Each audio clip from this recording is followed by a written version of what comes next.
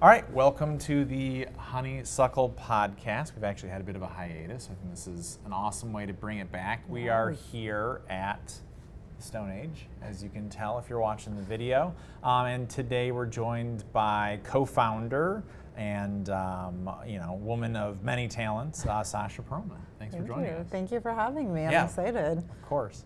So for those of us, joining via radio, why don't you tell us where we are right now?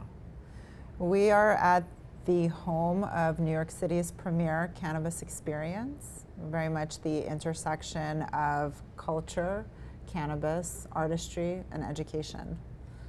Awesome. So we were here on opening night, which was really incredible and packed, and I think New York definitely turned out for the experience. So let's talk about kind of the inception of this whole thing, like how we got to be in, this was a Modell's, right? It was a Modell's, yes. How we got to be in a Modell's that's now, a really high-end cannabis immersive experience. Why don't you tell me the story of how we got here? Yeah, I'll give you the cliff notes because it's quite a lengthy story, and I know attention spans are in double taps. So when I started working in cannabis about 5 years ago, I thought, oh, wouldn't it be cool to bring these experiences to mass market, and had no idea how I was going to do it. But I dreamt of something like the Stone Age for the last 4 years.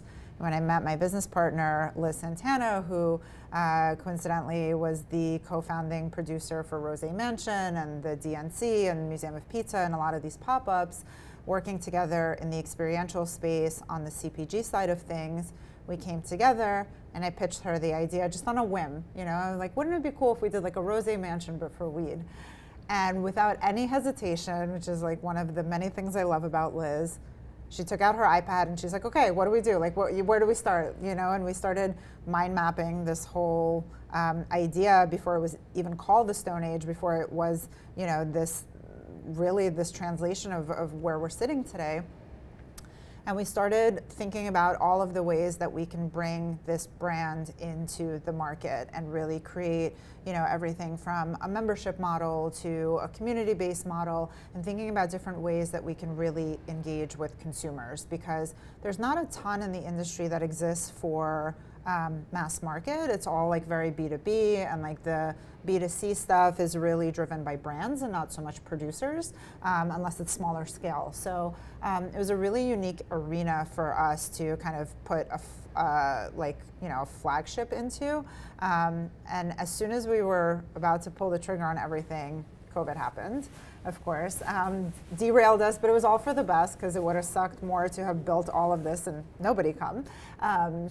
So I really trust in the timing of our lives. And April of this year, right on, actually within days of them announcing recreational in New York, I had called Liz because I was reading all of these articles about Van Gogh and the, these pop-up experiences making a comeback.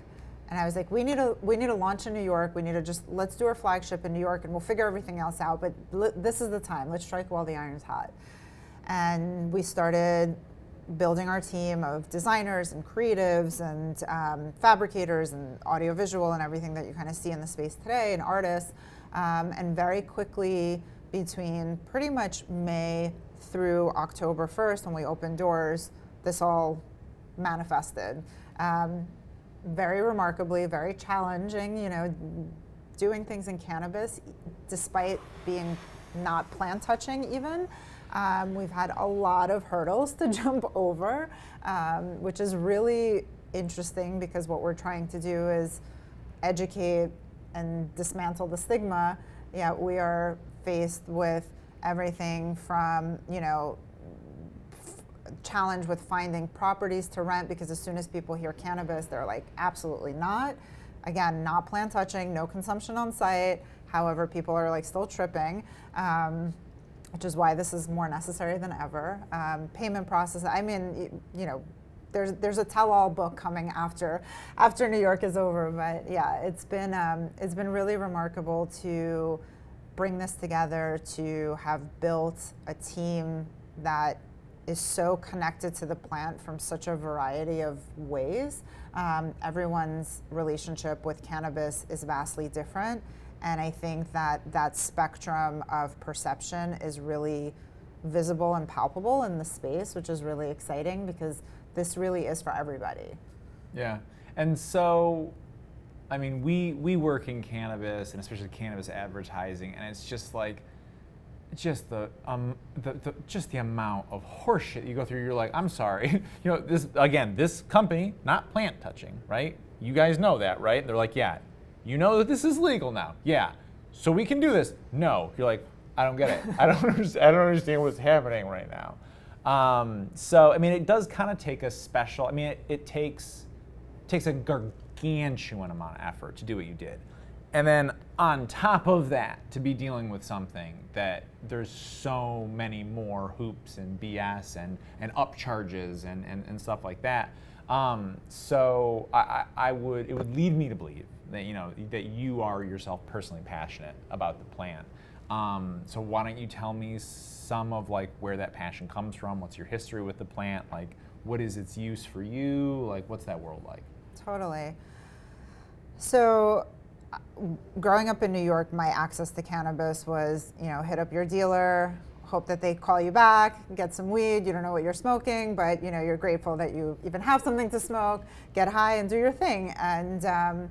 And so that was pretty much my relationship with cannabis up until 5 years ago. And I moved out to LA and I started to meet actually a lot of women in the industry. And I didn't even know cannabis was like an industry. Like I didn't see it as a business. I didn't know that there were topicals, and like I heard about edibles, but it was all very far away, like in this magical, Willy Wonka kind of factory of like. And it still kind of is Willy Wonka. Yeah. And so I started to meet all of these women who talked about cannabis as plant medicine, and I was like, well, what's plant medicine? I had never heard this before. But after listening to their stories, it was really inspiring because people were healing their lives, enhancing the quality of their lives with plant medicine. And so I took this really deep dive into just wanting to understand what is plant medicine and really explore all of these other modalities of cannabis consumption. Especially into adulthood, my relationship with cannabis really evolved. I went from loving to like smoke blunts to the head to like I would take a couple of hits of a joint and feel super awkward and like pretty paranoid. And I'm like, okay, like maybe this has evolved for me. And so I started experimenting with edibles, and I realized that microdosing edibles actually helps me with my anxiety and stress. Like as a producer, I experience a lot of that, because my life is based on contingency plans. And so I started using it as plant medicine, and then that really led me to want to understand, well, why does this work and how does this work? And a lot of the evidence is anecdotal, so it's hard to equate it to like one specific thing, but it made me really just want to understand the information in a palatable way. And I understood that through going down these rabbit holes and studying and learning, that it felt like this never-ending bottomless pit of information, which actually really inspired me because I was like, okay, how do we kind of put a bottom to this pit? And how do we take some of the basic information that we already know and make it accessible? I also, when I was 23, lost my mom to cancer. And I wish at 23 I knew the things I know about cannabis today. To maybe I wouldn't have been able to save her life, but I definitely would have been able to help the quality of her last few months. And so over the last 5 years, my work in the space has been very much about helping people and educating them. And through a 10-minute conversation with one person, I can, I don't want to say convert them because that's not what this is about, but I can help shift perspective. And what would that conversation look like for 100,000 people and 200,000 people, and get them so excited through an experience like the Stone Age where they're entertained and they're educated. Then they tell 3 of their friends, and all of a sudden, those 200,000 people are now over 500,000 people. And that's really how progress happens. There's been so much demonization of this plant for like very awful reasons. It's weird. And the fact that, there's no qualms in doctors writing prescriptions for opioids and narcotics that lead to like addiction and organ failure and all of this crazy shit that I can't even, you know, go down that path. Whereas like here's this plant in abundance, and that really helps and that really works for a lot of people. Yet we're not doing anything as a society, as a people, to really celebrate that and promote it. It's all very siloed and you know, and still like heavily stigmatized. Yeah, I mean, I personally think that if you are a person who's involved in cannabis, you know, you're a regular user, or you know, you're using it medicinally, I think you kind of have a job to like talk to your intimates about what it is, you know what I mean? And I had that experience with my mom actually the weekend that I proposed to Ronit, was that, you know, we were finally in a legal state together for the first time. And part of my use is medicinal.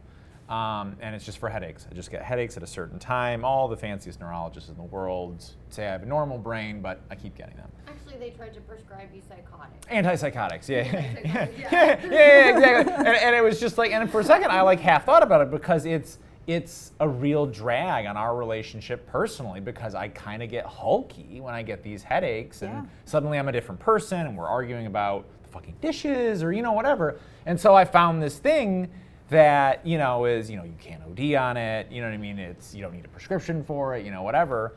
And so I was using it one night to make a headache go away, and my mom was not understanding about the whole thing. And then like it kind of forced the conversation, which I mean, to me, it was slightly entertaining to force the conversation. But you know what I mean? To have that conversation, which is, this is not whatever the fuck you think it is. You know what I mean? This is a plant grown by farmers. That's what they're called, people who grow plants. You know what I mean? And, you know, it helps with my thing, and there aren't downsides to it. I don't wake up the next day and have to puke because I drank so much, or, you know, whatever, all that kind of stuff. It's just like, this is what I'm doing. But I also see it as kind of mission-oriented, and, you know, so does the magazine and stuff like that. You know, so I get what you're talking about, is just scaling that experience, which is like being like, hey, you know what I mean? Like, this isn't a haunted house, you know what I mean? Like, it's not scary. It might not even be for you, you know what I mean? Because in the end, I don't know where I'd peg the percentage of what people would be better off with cannabis, but it's not 100%. You know, I mean, it's not for everybody. Yeah. But I do think that this plant medicine revolution, really, hopefully, you know, in 20 years' time, we're going to be having a seriously different looking. I hope I hope it's sooner than that. I really do, because it's really remarkable. I mean, even just witnessing over the last month people coming in and out of the space, and I think they come in with one perception of what it is because of, you know, pop culture, and they come out really transformed. And what I've recognized about cannabis and my work in the space, and what I think is so remarkable about the plant in general, not only serving as medicine, but really serving as a catalyst for really important conversations, and really being a tool that brings people together, right? Like, the Stone Age is that. It's sort of a representative of the plant to be able to bring people into a space to have conversations about sexual wellness, super stigmatized, really like shame culture, you know, same with cannabis, having conversations about the opioid epidemic, prescription drugs. Like, opioid addiction didn't start in the streets, you know, it started in the doctor's office. And so we're not talking about how many people are dying as a result of opioids, right? And like, wow, like how convenient is it that cannabis can actually be a tool, but no one's talking about it? It's right? the gateway drug off of opioids. Exactly. And then, you know, more importantly for us, or not more importantly, but like in addition to, it really is the conversation around social justice and, you know, the racism and xenophobia that has resulted as of marijuana as a word. Exactly. And so really positioning cannabis as that catalyst for conversation, as something that kind of evokes a need to talk about things that we don't feel so comfortable with. because that's really where progress happens. That's really where the more we talk about it, the more we gain awareness, and the more change is possible. But we can't really fault people for not knowing what they don't know, or even this programming. Like, it's really interesting. So, my background is I'm first generation Russian Jewish. So I grew up in a fairly conservative household with, my family doing vodka shots at the table. It's part of the culture. It's, it never occurred to me that it was something not great. It's just, it's what we do. Normal. We celebrate Yeah, it. yeah. But anytime I talk about cannabis at the dinner table, they're like, oh, not in front of the kids. And I'm like, you guys are doing slamming vodka shots. There's so much pride around killing all of this vodka, at the dinner table in front of the kids. Yeah. But here's, and again, it's all perception, right? It's all sort of this normalization. And I think the more we talk about it openly and kind of like, I hear people using the term like come out of the cannabis closet. I think the more we normalize it, the more people feel empowered to not just get curious, but then to actually like try it and see, and being very much a, I don't know, like kind of like someone who really like inspires that in my family, like you were saying, like, it's kind of like an ambassador. Yeah, exactly. Where you're like, look at me, I'm paying my taxes, I'm paying my rent, I'm not whatever you think people who smoke weed on a daily basis are, you know what I mean? Like, I'm a normal person who's doing normal stuff. It's just, this is what I prefer, and it's arguably good for me. Exactly.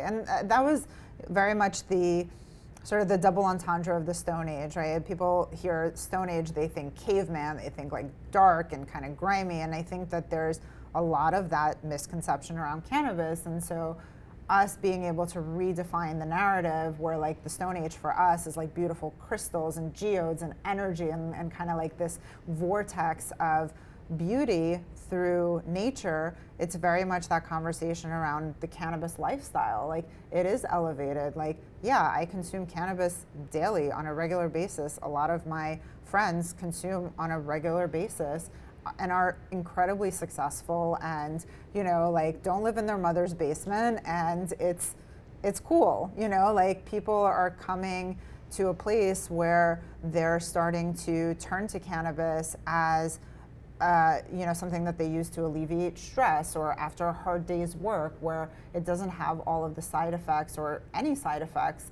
that you would experience from hard drugs or alcohol.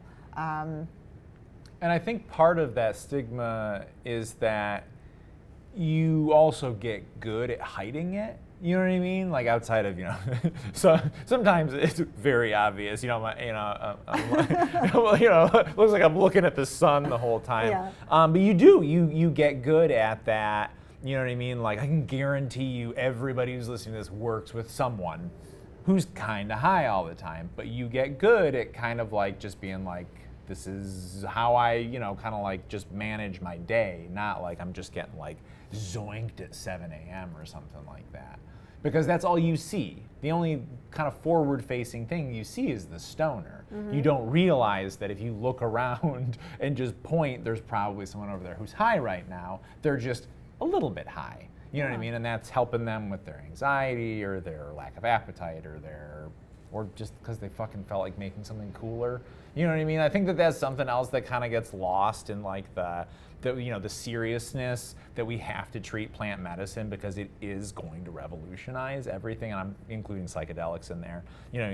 It's going to revolutionize our healthcare, but it's just like there's also nothing wrong with just like wanting to go see like a lame movie and just make it way the fuck better by taking some edibles beforehand. I couldn't agree more. I totally. That's why I keep like referring to it as like enhancing the quality of your life, because I think, also through the translation in the space of, like having moments of creativity, of like, why creativity in cannabis? Because cannabis helps you shift your perspective. It helps you think outside the box.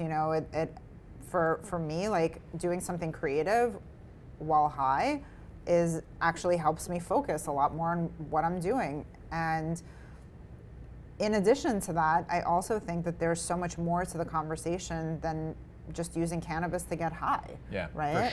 For sure. So it's, and like speaking to the modalities and how like, cannabis can be used topically and orally, and there's so many ways that it can be effective in pain management and, even in sexual pleasure, like cannabis lubes. Bruh. Wow. Like game changer, game changer. So I think that it's kind of broadening the perspective and broadening the dialogue in a way that helps it be so tunnel vision of like smoking weed and getting high to, oh wow, there's like so much versatility to this plant and like it's actually effective. Yeah, and I also think a part of that ambassadorship and some of the problem with making progress is like a lot of people that first time or that second or third time, they have like an awful experience because someone smokes them the fuck out or they eat like 100 milligrams, you know what I mean? And we've all had those experiences. But like that's where like when you talk to people and you're like, do you want to smoke or whatever, like I always like preface it with like, here are the strains that I have. Like, do you wanna feel like super zippy and like really creative and like have your head kind of all jumbled up, or do you want to have just like pure body buzz, super clear head? You're able to kind of go on with your day because it makes a big difference to people, and everybody has a different preference too. And everyone has a different experience, and I think that that's something that we have a responsibility to speak a lot more to in the industry, is that, the way that I feel after I take one hit of a joint versus the way that you feel will be a profoundly different experience, I'm sure. Same strain too. Yeah, and like even dosing with edibles, and so that sort of anecdotal experience of really needing to experiment, right? And like, I know like, even though I consume every day, like my microdose is very small, like, and that is what I need to feel, a certain way. Whereas like, someone, my body type, my size, will have like a 12 times more dosage to feel what I feel at 2.5 milligrams. You know what I mean? So it's just an interesting thing, and people are always like, well, what should I take, and what's going to make me feel this way? And I'm like, I have no idea, but start low, go slow. That's don't eat the entire brownie because like even though you definitely don't need to go to the hospital, you will feel that way and convince me otherwise. But I think it's kind of like the candy man. As soon as you say these edibles aren't shit, that's when it just kind of comes from behind and just like whacks you out. So what was your background professionally that kind of allowed you to put on such a 3-ring circus? So I come from the events and experiential world. I used to work, most of my career I spent in the beauty industry, actually in events and education. So that's why education is so profoundly important to me. And kind of interesting how, it's come full circle for cannabis. But I started my own agency about 7 years ago, and I worked with a lot of CPG brands, a lot in the beauty space. And just, it was great work, but it wasn't my purpose. My purpose, I very much have known from, a pretty young age that my purpose was to help people, but I didn't know how to do that through the work I was doing. And when I, started meeting all of these women in cannabis out in California, I was like, oh, this is it. I never knew that it would like all come back to cannabis, which has always been such a like creative catalyst for me. And I'm so grateful that it did. But, and being able to facilitate experiences, not just for corporate brands, but then doing the work in cannabis and sort of identifying a lot of the gaps in experience creation in general, and having like a very sort of low ceiling, or not ceiling, like a low threshold to build off of. It felt like, okay, we can do really, really dope things in this space that no one's really done before.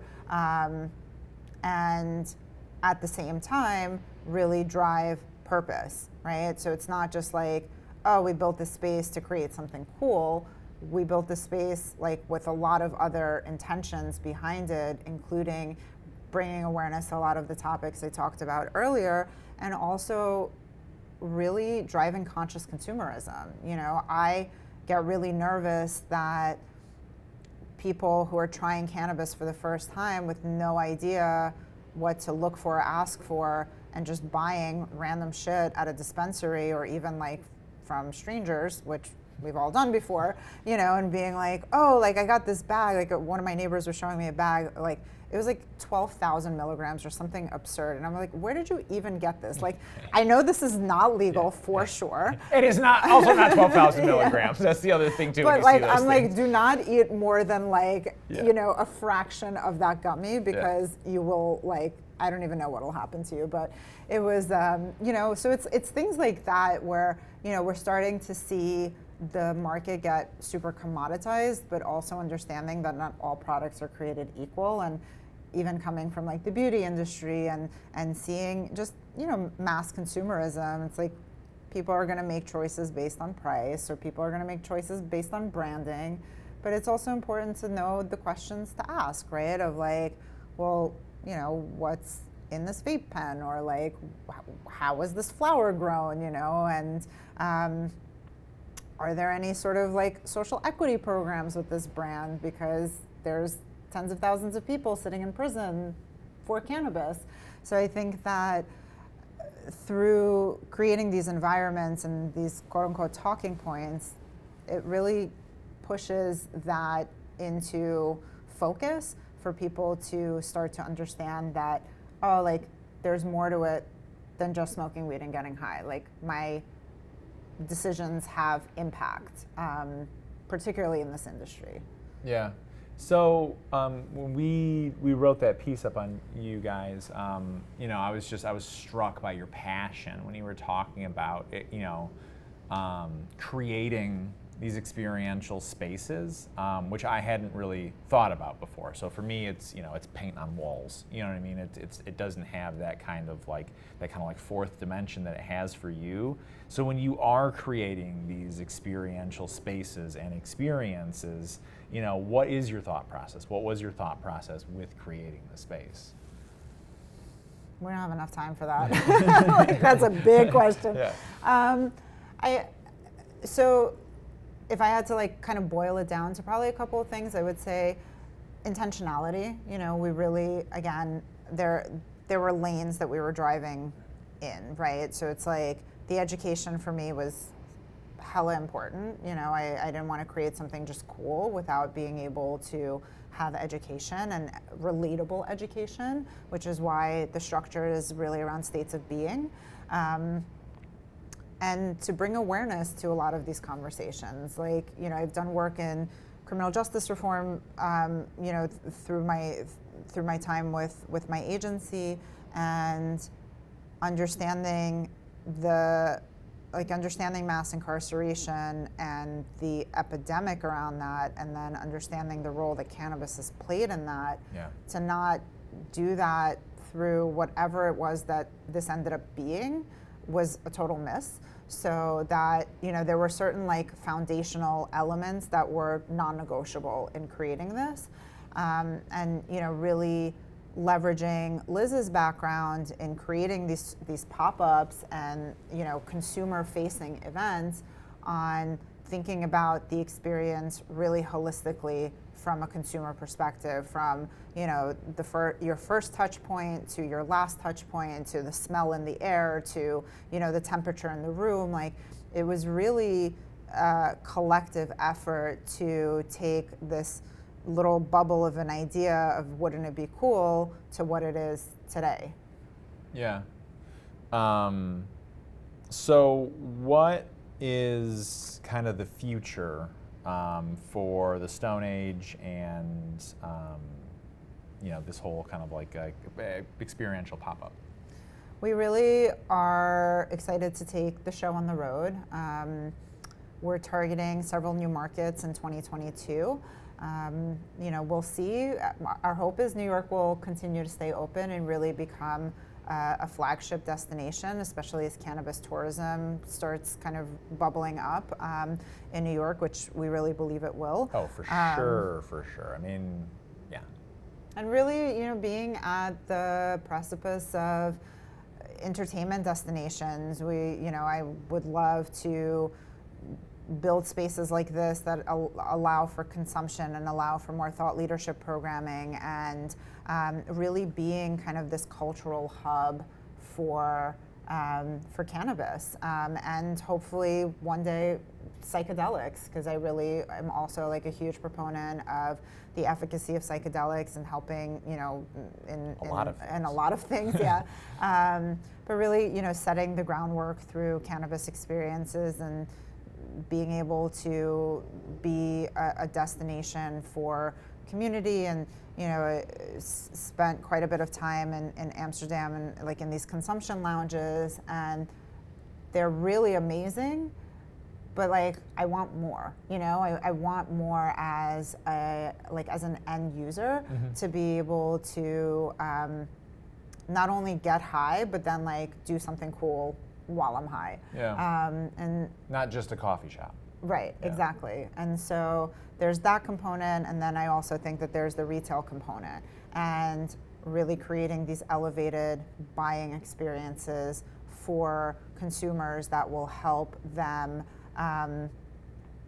just make better decisions, and really highlight the brands that are doing things with integrity. And yeah, so there's no shortage of things that we can do as a brand, and the experiences are just phase one of that. I really believe that this is an opportunity for us to really galvanize mass market consumers, build the community, and then really like drive home a lot of the things that we're passionate about providing for the community. Awesome. Yeah. And so what do you have coming up this week? I know you have a couple of things. Yeah, we have a lot of really exciting programming. So this Wednesday, tomorrow, we have a Women in Weed event, which will be hosted by myself and Christina Lopez Aducci, founder of House of Pub.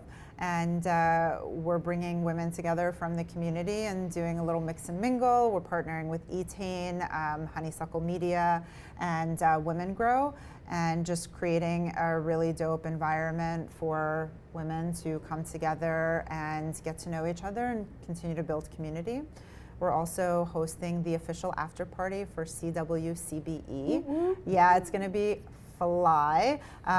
We have tarot card reader, we have an herbal rolling station, we have a DJ, we have performers, and just lots of really exciting, fun stuff happening.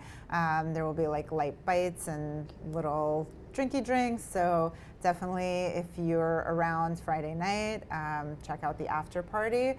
After a long expo day, it's the perfect place to come and unwind.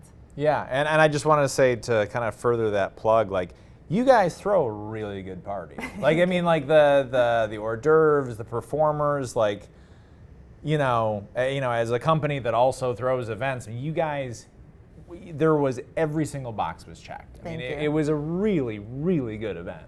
Thank you. So I'm sure this Friday is going to be similarly, top tier. So I have a quick question. The CWCB after party, that probably was somewhat of a coveted spot, right? Was there like competition? Was it hard? I know you said that the organizers prioritize female-founded brands, but wondered what the conversation was there, because I know every year it's like a big deal.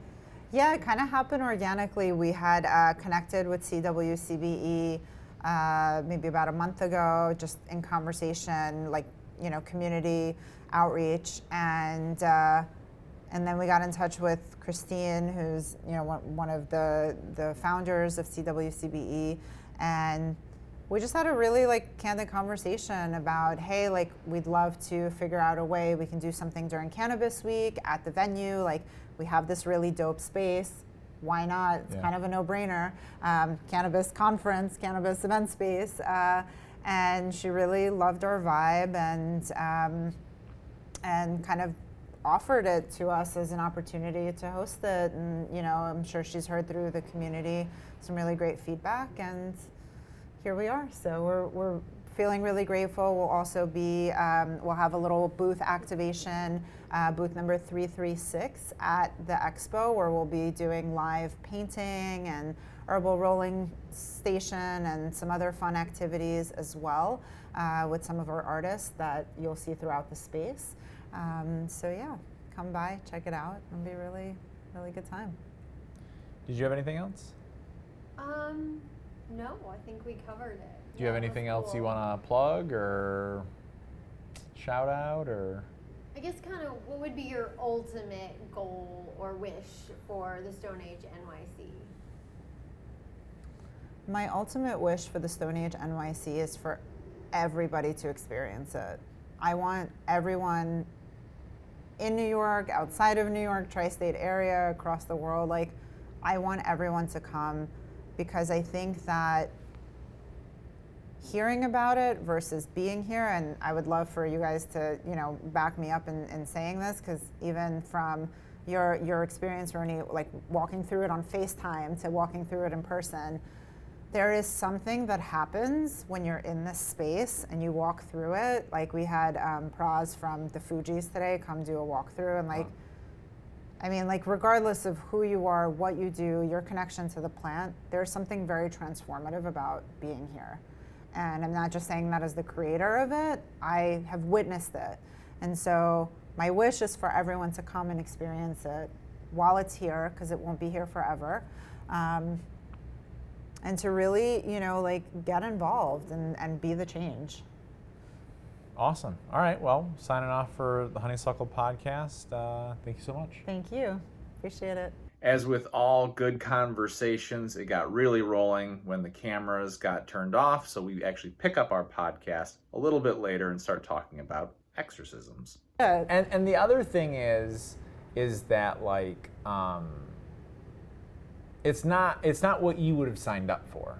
You know what I mean? Like I wouldn't have signed up for crying all day. You know what I mean? You wouldn't have signed up for a mini-exorcism. You know what I mean? But it's like somehow afterwards.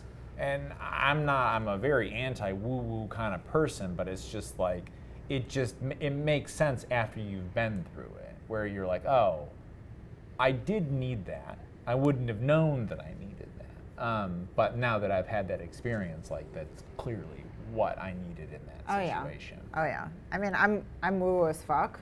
Like ever since I moved to LA, I drank all the Kool-Aid. Yeah.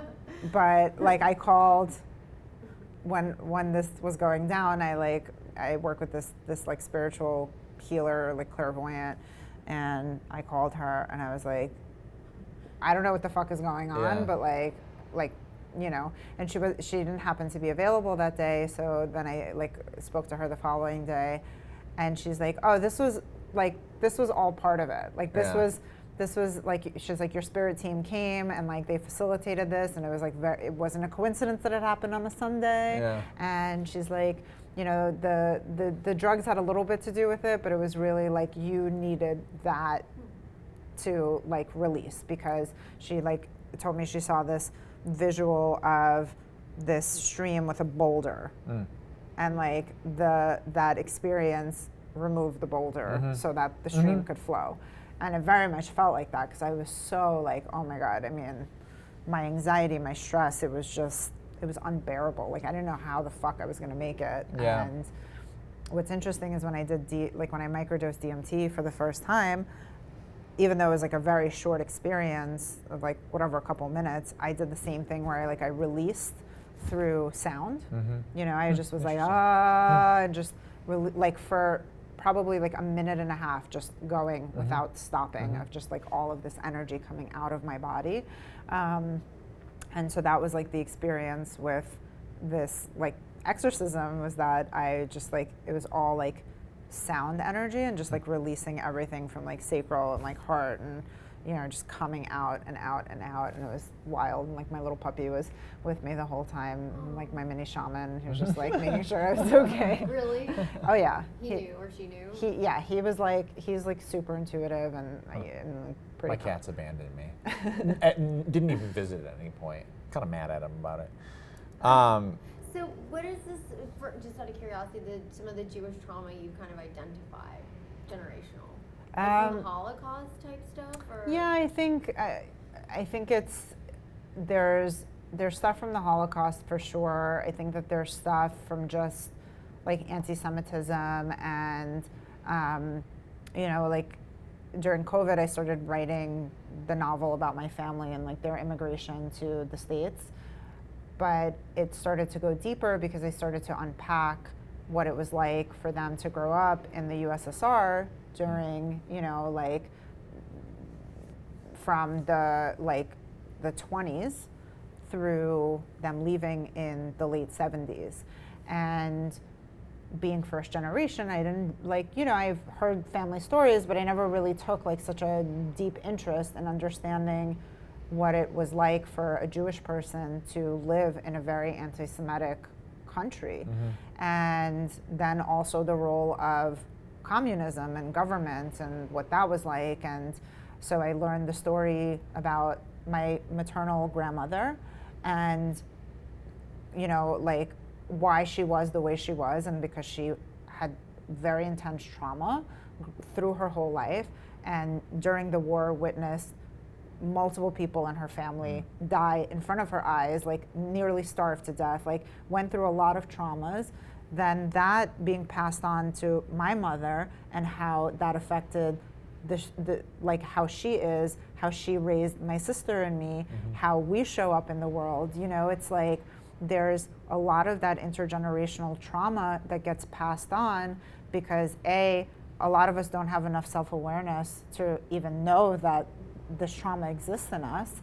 And then once you recognize the trauma, understanding the root of it and being able to change, change heal the trauma, yes, but then from that healing, create a new narrative, right? And that's a lot of fucking work.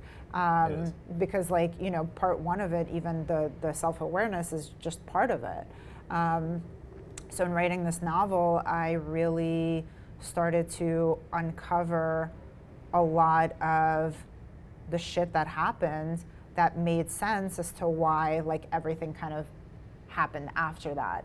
And I was actually with my spiritual guru having the conversation around Holocaust survivors, and there was an interesting, I think it was a book written about one of the survivors, and the lens through which he approached his time in the concentration camp was, he said that it was a choice, that going into it, you make the choice, I'm going to survive or I'm going to give up.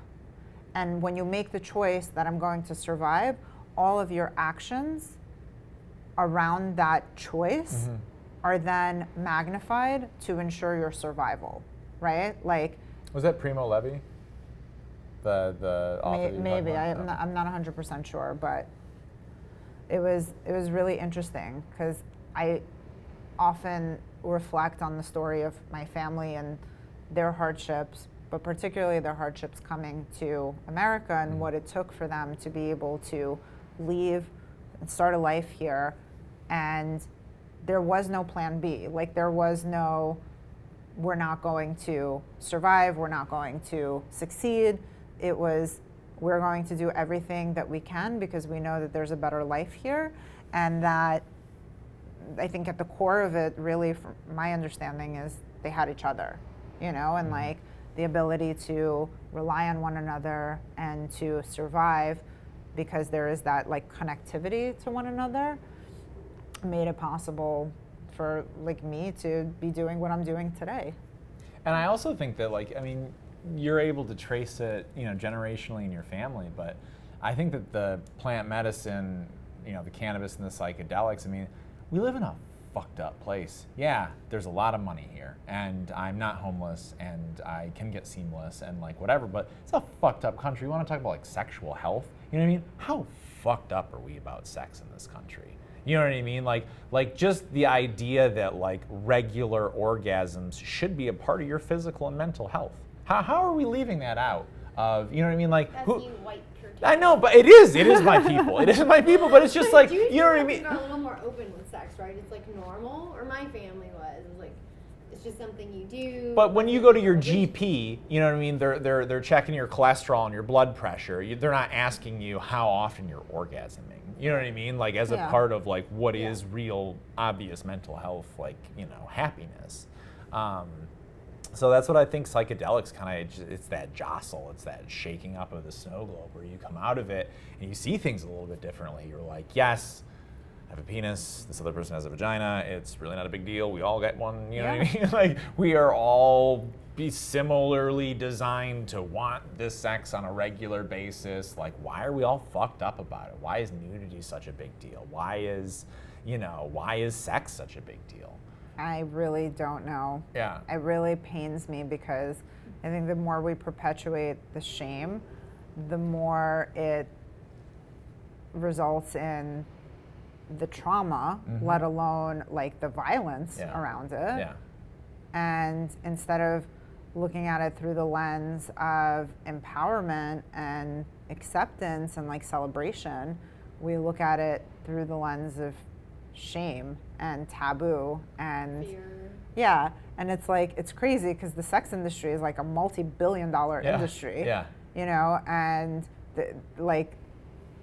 what the fuck though? Like why, you know, like there's fetishes and there's like websites and there's everything for everyone, but it's so underground and it's so taboo and it's like, who gives a fuck? You know, like why are we judged based on that? Yeah. Yeah. Or also like kinks, where it's like, you know, the idea of not kink shaming. It's like, you don't get to pick them out, and as long as it's some consensual shit, you know what I mean? Who fucking cares? You like to dress up like, you know, whatever, like a mascot and hang. I don't think our apartment's big enough. We're recording. For those furry outfits.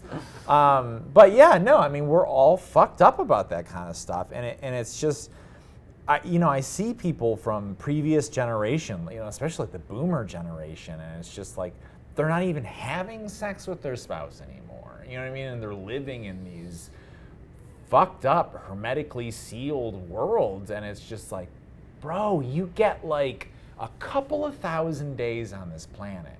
Like, quit living in your head in these fantasies. Like, you know, like be experiencing this stuff in real life. Because you'll be happier, you'll be healthier if you're doing it. Yeah. And that's something that the plants just kind of continually lead me back to, where it's just like, I mean, I wasn't like a wildly inhibited person before or anything like that. You know what I mean? I had to get a couple of drinks, my clothes come off, you know what I mean? But like, but yeah, no, it's just, it should be a regular part of our conversation. Do you guys plan to do more around that? Sexual. I would love to. I mean, I've done some programming around cannabis and sex, and it's so well received. Like, people are so, first of all, a lot of people are mind blown, like, especially when I introduced them to cannabis lubricants. We did a panel in New York a few years ago on cannabis and sex, and we had a shamanatrix. So she's a shaman and a dominatrix, and it was so fucking cool, like very New York. Apparently there's a whole community of them. We had a medical doctor. We had Matt from Foria talking about, you know, cannabis lubricants and suppositories, and you know, it's just really interesting because there's so many ways to talk about cannabis and sex, and particularly around like sexual wellness, and you know, this also like the onset of endometriosis, which is like makes it extraordinarily painful for women to not only like exist but also like have sex and experience pleasure, and women who like Ashley Manta, the Canosexual, like her whole platform is around healing her sexual trauma through cannabis. You know, and like how many women, I mean, like the statistics around women who have been sexually abused or experienced sexual violence in some capacity is outrageous. I mean, it's officially pegged as 1 in 4. It's outrageous, you know, to think that like I'll be sitting in a room with 4 women and at least one of us would have experienced some sort of like sexual assault or trauma in our lives. Like, I bet it's more than that. Yeah, I'm just saying those are like the numbers that most people kind of point towards, just like 1 in 4. But it's, you know, it's wild, and I know a handful of women who have used cannabis to like rediscover themselves and heal whatever they needed to be able to even be open to receiving from others.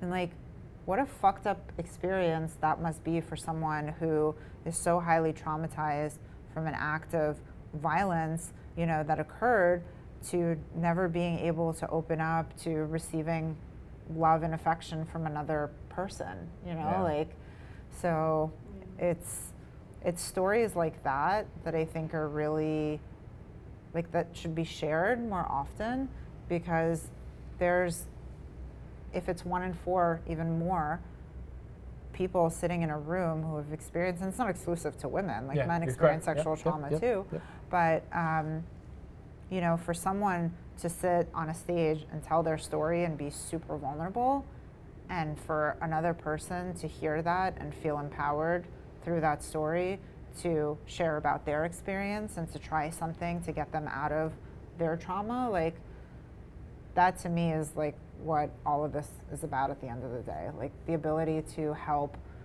bring people together, but through that culmination to really like help people, you know, like, how cool is it that, you know, someone who experiences really painful intercourse is able to, through a tool, help transform that. Yeah. I think so many of us are just white knuckling it all the time. Like, I think maybe personally, you guys, you and I are similar in that. That, like, when you do whatever, the cannabis or the psychedelics, and you finally do relax, you're like, ooh, shit, I'm white knuckling it all day long. Yeah. And I had no idea that I was doing that until I finally was able to relax. And it's a different kind of thing from alcohol. Alcohol, God bless it or whatever, like, that's just more like, it's like kind of like a pressure release valve, but like, I don't think you're taking away from that the kind of like fucking wisdom that you're getting when you're, participating in plant medicine. You're like, oh, I'm fucked up when I'm sober. Like, oh yeah, I mean, like, when I like think about the fact that I have to remind myself to like actually like belly breathe, you know, that like I am like constantly like here, and when I gain awareness around it, I physically have to drop my shoulders and remember to like breathe into my belly, because we're like not breathing, we're not using our entire lung capacity throughout the day because we are white knuckling it. And like, it's interesting about alcohol, and I don't know if it's because I'm getting old or whatnot, but I like have noticed more and more that even like 1 or 2 glasses of wine, like, I feel really shitty the next day. Like, my mental wellness feels shitty. Like, I feel like depressed and like I don't want to do shit, and I'm like lethargic, and that sucks. And I used to like, I don't know if it's because when I was younger I would like justify it all, like, oh, I'm just hungover. But now it's like, as I'm getting older, I'm like I just don't feel good, and it like reminds me, oh yeah, because alcohol is a fucking depressant. Yeah. You know, and like that's. You probably just cleaned up your life. Like, when you're eating Burger King every day and getting drunk, you don't really notice the next day. You feel like shit, but like when you're finally like in a much better place, and you drink, you're just like, I feel like shit. Yeah, and mushrooms have actually been like a big teacher for me to like show me like, this is not, like, I love a delicious glass of wine and, a cocktail, but I think like from a long-term perspective, it's just like, I feel the detriment, It's so funny talking about plants as teachers because the scientist part of my brain, it sounds so ridiculous, but when you've experienced it, there's no other way to describe it. Where a plant taught me something yesterday, and you're like, what did that mean? And you're like, well, it didn't say it, but I came out of this experience with this being just super crystal clear. Well, now. Indigenous cultures have always known, that like nature, we're part of it. It does have different messages and symbols and meanings. I think it's really sad that we don't know that. Yeah.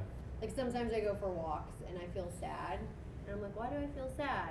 And then I realize it's because I'm disconnected from. They were all disconnected from nature, and it's just like this kind of tragedy. Yeah.